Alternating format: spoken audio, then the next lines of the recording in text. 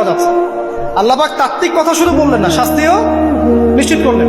তারপর আল্লাহ পাক আরো বললেন, যদি বিবাহিত কোনো ব্যক্তি ব্যভিচার করে তাহলে তাকে রজম করতে হবে, মাটিতে পুঁতে তাকে পাথর নিক্ষেপ করে হত্যা করে। ঠিক আছে, শাস্তি।